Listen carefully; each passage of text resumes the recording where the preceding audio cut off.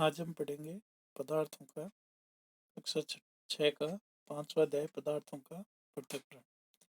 हमारे दैनिक जीवन में हम ऐसे बहुत से उदाहरण देखते हैं जिनमें हम पदार्थों के किसी मिश्रण से पदार्थों को पृथक करते हुए देखते हैं। चाय बनाते समय चाय की पत्तियों को द्रव्य से चालनी या छलनी द्वारा पृथक किया जाता है।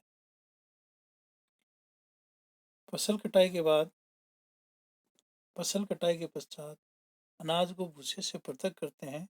मक्खन को पृथक करने के लिए दूध या दही का मंथन किया जाता है। जैसा कि हमने अध्याय 3 में सीखा है कि रेशों से बीजों को पृथक करने के लिए हम कपास को ओटते हैं। कदाचित आपने नमकीन, दलिया अथवा पोया खाया होगा। यदि आपने यह पाया होगा कि इसमें मिर्च है तो खाने से पहले उन्हें सावधानीपूर्वक बाहर निकाल दिया होगा। कल्पना कीजिए कि एक टोकरी में आम और अमरूद भरे हैं और आपसे इन्हें पृथक करने के लिए कहा गया है, तो आप क्या करेंगे? इसके लिए आप एक प्रकार के फलों को उठाकर किसी पृथक बर्तन में रख देंगे। क्या यह सही है?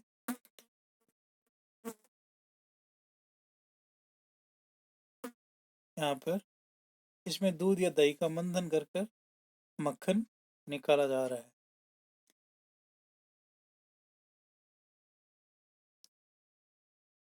ऐसा करना सरल प्रतीत होता है, परंतु यदि पृथक किए जाने वाले पदार्थ आम या अमरूदों की तुलना में बहुत छोटे हों तो उन्हें पृथक करने के लिए क्या करना होगा? कल्पना कीजिए यदि आपको रेत और नमक के मिश्रण में भरा कोई गिलास दिया जाता है तो मिश्रण से रेत के कणों को हाथ से बीनकर पृथक करने की सोचना भी असंभव है।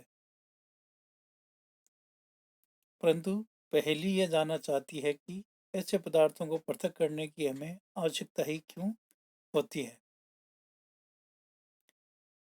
सारणी 5.1 के कॉलम 1 में पृथक्करण के कुछ प्रक्रम दिए हैं। पृथक करने का उद्देश्य तथा अवयवों को पृथक करने के ढंगों को कॉलम 2 तथा 3 में दिया गया है। तथापि कॉलम 2 या 3 में दी गई सूचना अव्यवस्थित हो गई है। क्या आप प्रत्येक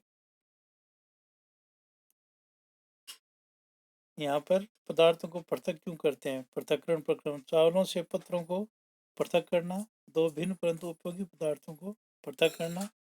हम ठोस अवयवों को फेंक देते हैं। मक्खन प्राप्त करने के लिए दूध का मंथन किया जाता है।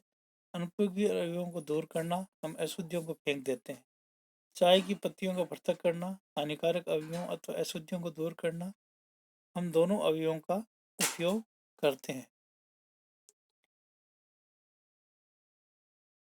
प्रक्रम का इसके उद्देश्य और पृथकृत अवयवों के उपयोग के ढंग से मिलान कर सकते हैं। हम देखते हैं कि किसी पदार्थ का उपयोग करने से पहले हम उसमें मिश्रित हानिकारक तथा अनुपयोगी पदार्थों को पृथक करने की आवश्यकता होती है। कभी कभी हम उपयोगी पदार्थों को भी पृथक करते हैं जिनकी हमें अलग से उपयोग करने की आवश्यकता होती है। पृथक किए जाने वाले पदार्थों के कणों के अमाप अथवा द्रव्य भिन्न हो सकते हैं। ये पदार्थों की 3 अवस्थाओं जैसे ठोस, द्रव्य और गैस में से कोई भी हो सकती है। इसलिए हम किन्हीं पदार्थों के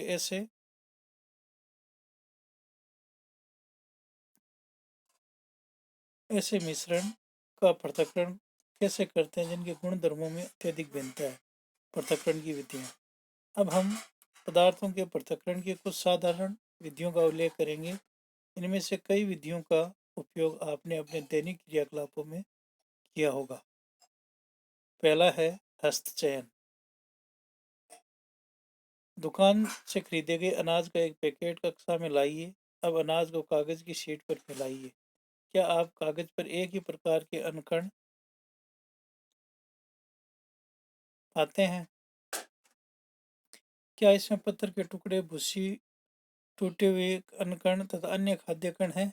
अब आपने अपने हाथ से पत्थर के टुकड़े, भूसे तथा अन्य कणों को इससे पृथक कीजिए। हस्तचयन की इस विधि का उपयोग गेहूं, चावल, दालों से कुछ बड़े मिट्टी के कणों, पत्थर तथा भूसे को पृथक करने में किया जा सकता है।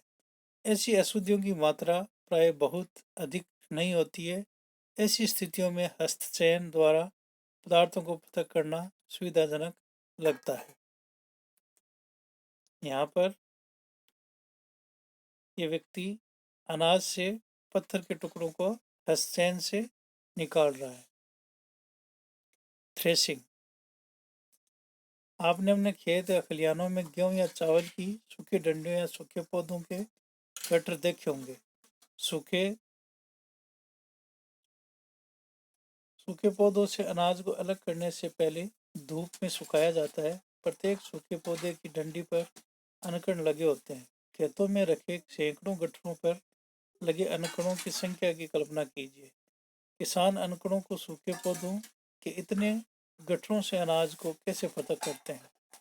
आम तथा अमरूदों को वृक्षों से तोड़ा जा सकता है, परंतु अनकण आम या अमरूदों की तुलना में बहुत छोटे होते हैं, इसलिए इनको इनकी डंडियों से तोड़ना असंभव होगा। अनकणों को उनकी डंडियों से कैसे पृथक किया जाता है। सूखे पौधों की डंडियों से अनकणों अथवा अनाज को पृथक करने के प्रक्रम को थ्रेशिंग कहते हैं। इस प्रक्रम में डंडियों को पीटकर अनकणों को पृथक किया जाता है। कभी कभी थ्रेशिंग का कार्य बैलों की सहायता से किया जाता है। अत्यधिक मात्रा के अनकणों को डंडियों से पृथक करने के लिए थ्रेशिंग मशीनों का उपयोग भी किया जाता है। इस चित्र में ये व्यक्ति थ्रेशिंग का कार्य कर रहा है। निष्पावन। सूखे रेत अथवा लकड़ी के बुरादे अथवा सूखी पत्तियों के पाउडर का एक मिश्रण बनाइए। इस मिश्रण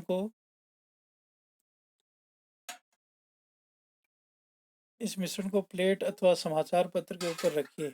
मिश्रण को ध्यान से देखिए। क्या आप दोनों अवयवों को आसानी से पृथक कर सकते हैं? क्या दोनों अवयवों के कणों के माप समान है? क्या हस्तचैन द्वारा इन अवयवों को पृथक करना संभव है? अब आप इस मिश्रण को खुले मैदान में ले जाइए तथा किसी ऊंचे समतल स्थान पर खड़े हो जाइए। मिश्रण को प्लेट में अथवा समाचार पत्र पर रखिए। जिस प्लेट अथवा समाचार पत्र पर मिश्रण रखा है उसे पकड़कर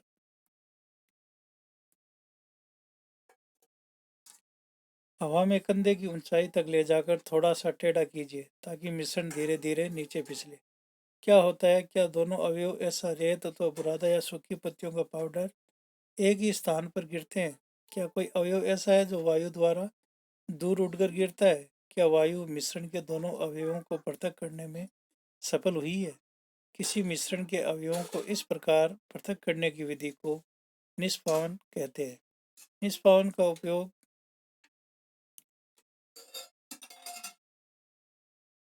पवनों अथवा वायु के झोंकों द्वारा मिश्रण से भारी तथा हल्के अवयवों को पृथक करने में किया जाता है। साधारणतः किसान इस विधि का उपयोग हल्के भूसे को भारी अनकणों से पृथक करने के लिए करता है। इसमें निष्पावन दिखाया गया है। ये भूसा है, ये सूप है और यहाँ हवा की दिशा दर्शाई गई है और नीचे की तरफ ये अनाज इकट्ठा हो रहा है।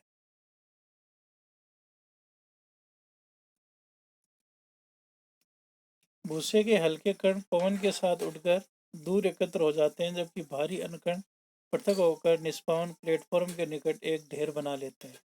अलग हुए भूसे के पशुओं के चारे सहित अन्य कई प्रयोजनों में प्रयोग किया जाता है। अगला है चालन। कभी कभी हम आटे से व्यंजन बनाने की इच्छा होती है। हमें इसमें उपस्थित चोकर तथा अन्य अशुद्धियों को पृथक करने की आवश्यकता होती है। तब हम क्या करते हैं? इसके लिए हम चालनी या छलनी का उपयोग करते हैं तथा इसमें आटा डालते हैं। ये चालन का चित्र है।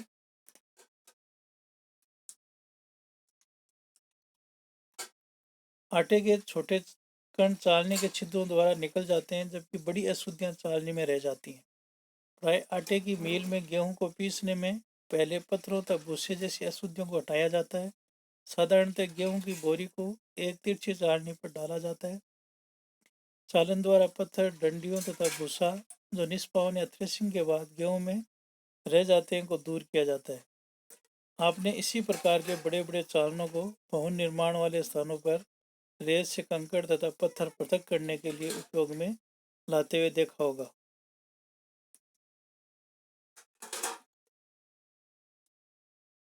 यहाँ पर चालन द्वारा कंकड़ या पत्थरों को पृथक किया जा रहा है।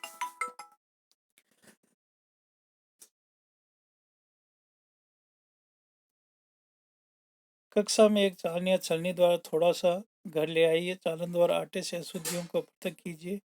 अब चाक का पाउडर बनाइए तथा उसके आटे के साथ मिलाइए। इस मिश्रण का चाल कीजिए। क्या हम चालन द्वारा चाक पाउडर तथा आटा पृथक कर सकते हैं?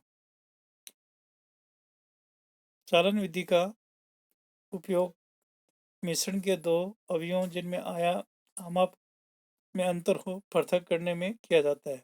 अवसादन, निस्तारण तथा निस्यंदन। कभी कभी मिश्रण के अवयवों को निष्पावन अथवा हस्तचयन द्वारा पृथक करना संभव नहीं होता। उदाहरण के लिए चावल अथवा दाल में धूल जैसे हल्के कण हो सकते हैं। चावल तथा दालों पकाने से पहले इस प्रकार की अशुद्धियों के पृथक करते हैं। प्राय पकाने से पहले चावल तथा दालों को जल धोया जाता है। जब आप चावल तथा दालों में डालते हैं तब उन पर चिपकी हुई अशुद्धियों जैसे धूल के कण पृथक हो जाते हैं। यह अशुद्धियां जल में चल जाती है। अब सोचिए, बर्तन की तली में कौन डूबेगा, चावल या धूल? क्यों? क्या आपने देखा है कि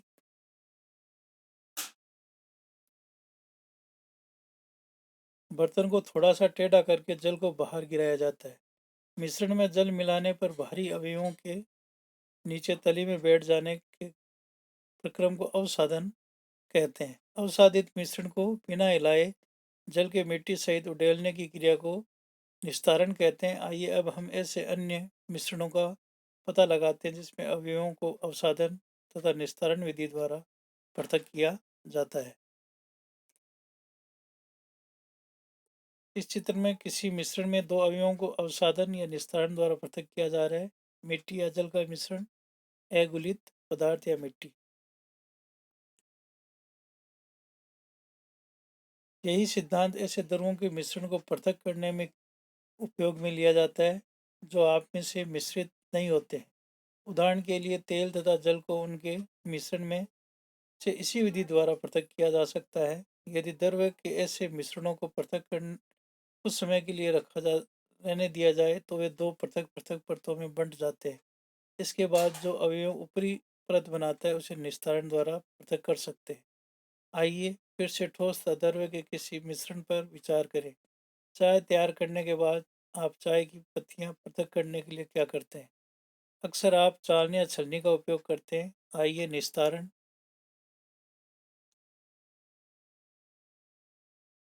निस्तारण विधि का उपयोग करके देखें। इसके द्वारा कुछ सहायता मिलती है, परंतु क्या आपको चाय में कुछ पत्तियां अब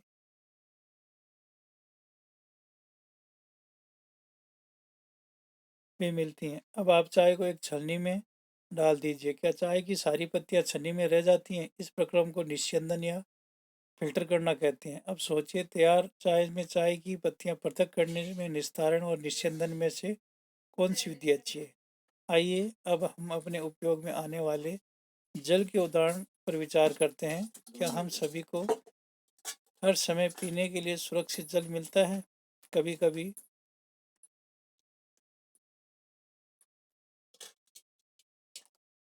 सुरक्षित जल मिलता है, कभी कभी नलों में गंदा जल प्राप्त होता है।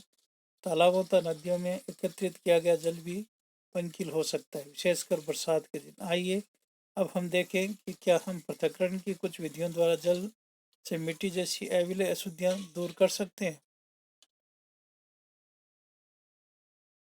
तालाब या नदी का पंकिल जल लीजिए। यदि यह न मिल सके तो एक गिलास जल में थोड़ी मिट्टी मिला दें। इस आधे घंटे के लिए छोड़ दें। जल का सावधानी पूर्वक परीक्षण कीजिए तथा अपने परीक्षण को लिखिए। क्या गिलास की तली में कुछ मिट्टी बैठ गई है? ऐसा क्या हुआ है? इस प्रक्रम को आप क्या कहेंगे? अब जल को बिना किसी हिलाए गिलास को थोड़ा तिरछा कीजिए। इस गिलास के ऊपर के जल को दूसरे गिलास में उडेलिए। आप इस प्रक्रम को क्या कहेंगे? क्या दूध से गिलास का जल अब भी पंकिल अथवा भूरे रंग का है? अब इसका निस्यंदन कीजिए। क्या चाय वाली छन्नी ने इस कार्य किया है? आइए कपड़े की सहायता से जल को निस्यंदन करने का प्रयास करते हैं। कपड़े से टुकड़े में बुने हुए तागों के बीच में से छोटे छोटे छिद्र या रंध्र होते हैं। कपड़े के इन्हीं छिद्रों का उपयोग कर निस्यंदन के रूप में किया जा सकता है। यदि जल अब भी गंदला है तो अशुद्धियों को फिल्टर पत्र द्वारा निस्यंदित कर सकते हैं, जिसमें और भी छोटे रंध्र हो सकते हैं। फिल्टर पत्र एक ऐसा निस्यंदक होता है जिसमें अत्यंत सूक्ष्म छिद्र होते हैं। चित्र 5.9 में फिल्टर पत्र के उपयोग से संबंधित विभिन्न चरण दर्शाए गए हैं। फिल्टर पत्र को शंकु के रूप में मोड़कर कीप में लगा दिया जाता है। इसके पश्चात मिश्रण को फिल्टर पत्र के ऊपर उड़ेलते हैं। मिश्रण के ठोस कण इसके छिद्रों में से नहीं गुजर पाते और फिल्टर पत्र पर ही रह जाते हैं।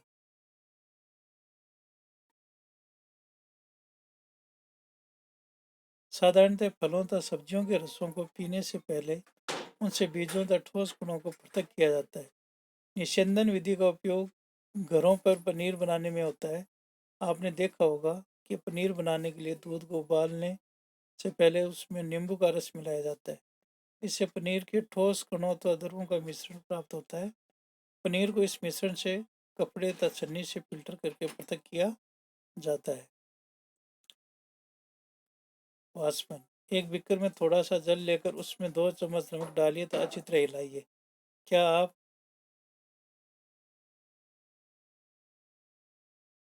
क्या आप जल के रंग में कोई परिवर्तन देखते हैं? हिलाने के बाद क्या आप बीकर में कोई नमक देखते हो? नमक जल में से भरे बीकर को गर्म कीजिए। जल को उबलकर उड़ेलने दीजिए। बीकर में क्या बचता है? इस क्रियाकलाप में हमने मिश्रण में से जल तथा नमक को पृथक करने के लिए वाष्पन की प्रक्रिया प्रयोग किया है। जल को उसके वाष्प में परिवर्तित करने की प्रक्रिया को वाष्पन कहते हैं। जहाँ पर जल होता है वाष्पन में प्रक्रिया निरंतर होती रहती है। आपके विचार करने पर नमक कहाँ से आता है? यह जल में अत्यधिक मात्रा में लवण मिश्रित होते हैं। इन्हीं लवणों में से एक लवण साधारण नमक है जो समुद्र के जल में बड़े बड़े उथले गड्ढों में भरकर छा दिया जाता है। तो सूर्य के प्रकाश से जल गर्म होकर वाष्पन द्वारा धीरे धीरे वाष्प में बदलने लगता है। कुछ समय बाद सारा जल वाष्पित हो जाता है तो लवण नीचे बच जाते हैं। तत्पश्चात लवणों के मिश्रणों का शोधन करके साधारण नमक प्राप्त किया जाता है। पृथक्करण की एक से अधिक विधियों का उपयोग। हमने पदार्थों को पृथक करने की कुछ विधियों के बारे में अध्ययन किया है। प्राय किसी मिश्रण में उपस्थित विभिन्न अणुओं को पृथक करने में केवल एक विधि का उपयोग करने होता है। ऐसी स्थिति में हम एक से अधिक विधियों का उपयोग करने की आवश्यकता होती है।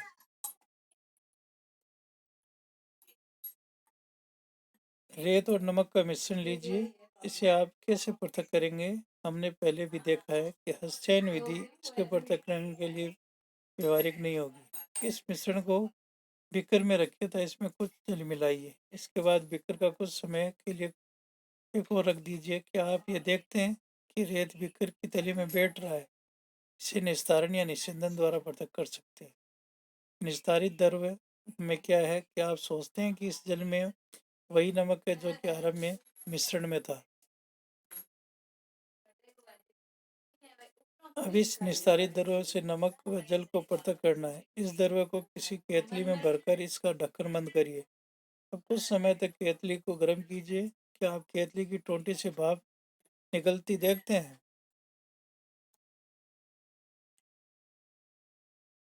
एक धातु की प्लेट लीजिए जिस पर कुछ बर्फ रखी हो। प्लेट को केतली की टोंटी के ठीक ऊपर पकड़िए जैसे चित्र दर्शाया गया है। आप देखते हैं केतली के सारे जल को भाप में बदल दीजिए।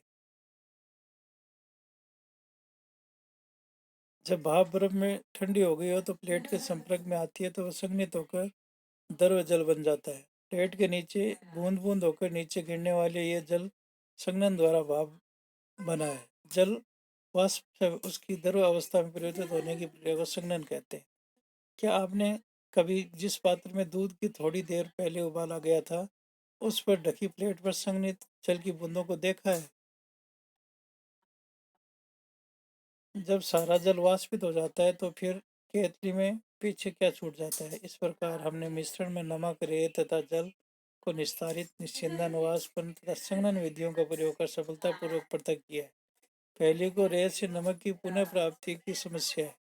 उसने नमक के संपूर्ण पैकेट को रेत की थोड़ी मात्रा में मिलाया था, फिर उसके क्रियाकलाप 7 को सुझाई गई विधि द्वारा पुनः प्राप्त करने का प्रयास किया, परंतु उसमें पाया गया वह तो गए।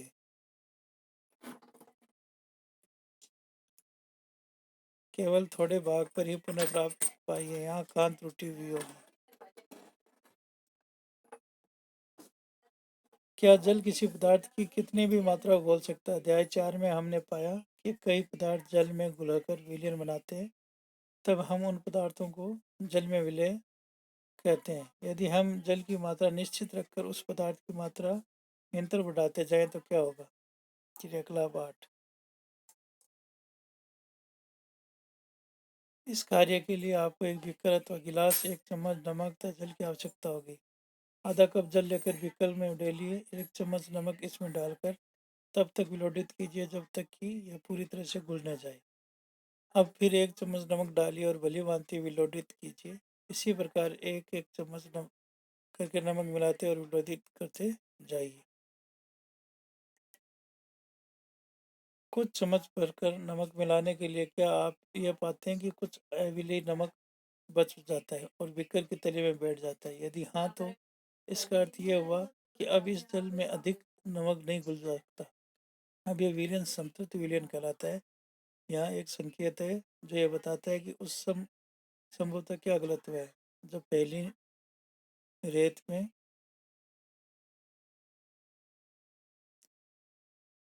अधिक मात्रा में मेरे नमक की पुनः प्राप्ति का प्रयास किया था, कदाचित नमक की मात्रा संतृप्त विलयन बनाने के लिए आवश्यक मात्रा में अधिक होती है। अविलेय नमक रेत के साथ मिलने साथ गया जिसे पुनः प्राप्त नहीं किया जा सकता। वह अधिक मात्रा में जल का उपयोग करने अपनी समस्या हल कर सकती थी। कल्पना कीजिए कि उसके पास मिश्रण में सारे नमक को घोलने के लिए पर्याप्त मात्रा में जल नहीं है। क्या किसी अन्य उपाय द्वारा जल की उसी मात्रा को संतृप्त विलयन बनने से पूर्व पहले से अधिक नमक घोला जा सकता है? आइए हम पहेली को आसानी से करने का प्रयास करें। बीकर में कुछ जल लीजिए तथा उसमें से तब तक नमक मिलाइए जब तक कि इसमें नमक न घुल सके, तथा इसे इस प्रकार जल का संतृप्त विलयन प्राप्त होता है। अब इस संतृप्त विलयन में कम मात्रा में नमक मिलाइए तथा इसे गर्म कीजिए। क्या आप पाते हैं बीकर की तली वाले नमक का क्या हुआ? क्या अब ये घुल गया है? यदि हाँ, तो इस पर विलयन का गर्म करने पर इसमें और अधिक नमक घोला जा सकता है। इस गर्म विलयन को ठंडा होने दीजिए। क्या बीकर की तली में नमक पुनः बैठता दिखाई देता है? यह क्रियाकलाप सुझाता है कि गर्म करने पर नमक की अधिक मात्रा घोली जा सकती है। क्या इस जल में विभिन्न विलेय पदार्थों की समान मात्रा घुलती है? आइए पता लगाते हैं। 2 गिलास लीजिए तब प्रत्येक में आधा कप पानी भरिए। एक गिलास में 1 चम्मच मिलाइए।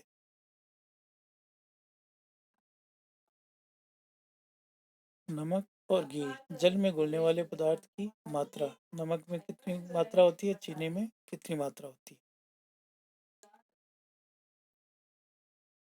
तब तक विलोडित कीजिए जब तक कि वह घुल न जाए। एक एक चम्मच नमक की मात्रा विलय संतृप्त होने पर डालते जाइए। नमक में चमचों की संख्या जो भी घोली गई है तो 5.5/2 में लिखिए। अब